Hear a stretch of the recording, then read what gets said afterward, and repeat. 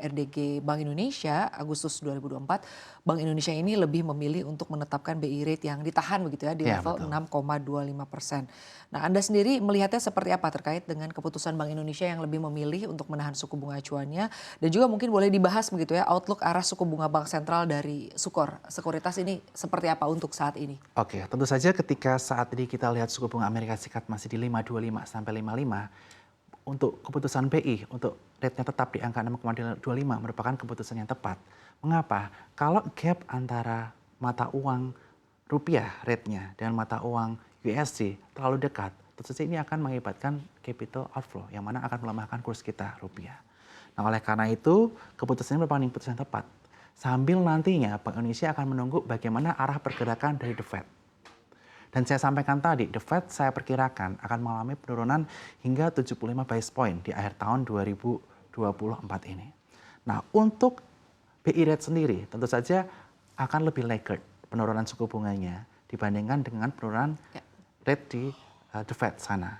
Dan diperkirakan di akhir tahun at least kita perkirakan penurunan suku bunga di Indonesia bisa mencapai 25 sampai 50 basis point dari angka 6,25% sampai penurunan maksimal di angka 5,75% di penghujung tahun. Nah, ini akan menjadi menarik sekali terutama buat para emiten-emiten terutama di tahun depan yang akan melakukan bond issuance maupun IPO ketika era suku bunga kembali turun. Baik.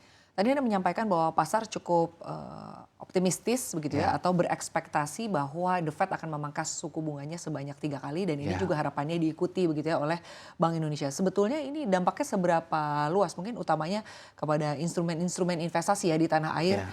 jelang akhir tahun 2024 ini. Kita masih ada sekitar 4 bulan lagi ya. Betul sekali. Tentunya dengan suku bunga tinggi, masyarakat akan cenderung untuk saving money ya, dibandingkan untuk investasi ke instrumen lebih agresif. Dan juga perusahaan-perusahaan akan menunda, terutama yang belum kredit, menunda untuk pembiayaan kreditnya sampai suku bunga turun. Apalagi banyak yang bilang, banyak yang mengamati bahwa suku bunga akan turun di tahun ini. Jadi mending mereka wait and see dulu. Nah, dengan penurunan suku bunga, nanti jika ini benar-benar terjadi, ada potensi tahun depan bond issuance dari corporate maupun IPO akan lebih menarik lagi buat para emiten untuk melakukan hal tersebut. Karena mengapa? Karena duit akan kembali beredar untuk melakukan investasi ke instrumen lain selain time deposit. Baik. Kalau melihat sentimen ya, kembali lagi membahas mengenai sentimen transisi pemerintahan, lalu juga kita lihat ada sentimen mengenai suku bunga. Sebetulnya mana yang paling mempengaruhi persepsi investor ya untuk berinvestasi ataupun persepsi korporasi untuk bisa menggalang pendanaan di pasar modal saat ini? Mana yang sebetulnya yang lebih mempengaruhi? Oke, kalau perusahaan sendiri sebetulnya yang paling mempengaruhi tentu saja pertama kaitan mengenai rate USD IDR, terutama perusahaan-perusahaan yang banyak melakukan ekspor impor atau pendapatannya dari USD. Kemudian yang kedua, rate itu juga sangat penting karena itu menentukan pricing ketika melakukan bond issuance. Semakin tinggi suku bunga, semakin tinggi bond yield 10 tahun, ini akan menjadi indikator bahwa untuk kuponnya akan semakin tinggi. Makanya banyak yang menunda melakukan bond issuance di tahun ini. Dan juga ketika suku bunga sedang tinggi, banyak investor, baik itu institusional maupun retail, mereka prefer untuk taruh dananya ke obligasi atau ke suku bunga daripada ke pasar saham. Sehingga ketika suku bunga turun IPO ini tentu saja akan menjadi hal yang menarik.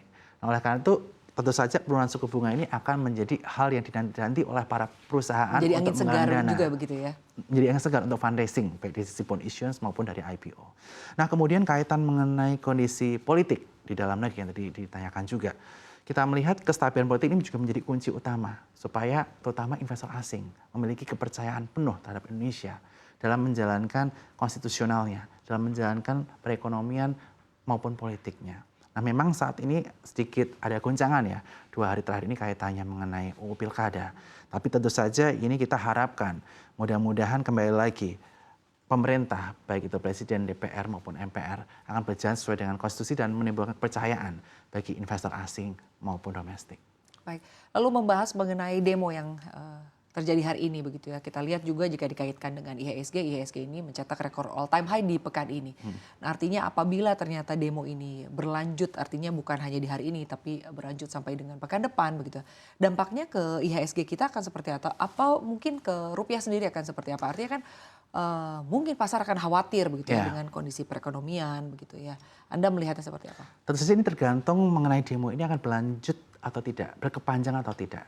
Jika demo ini mungkin jangkanya akan lebih pendek, tidak terlalu berkepanjangan, dan solusi yang ditawarkan dari pemerintah itu sudah bisa diterima oleh semua pihak, sehingga menimbulkan kondisi yang kondusif. Tentu saja ini akan menimbulkan angin segar buat para investor di pasar modal maupun obligasi.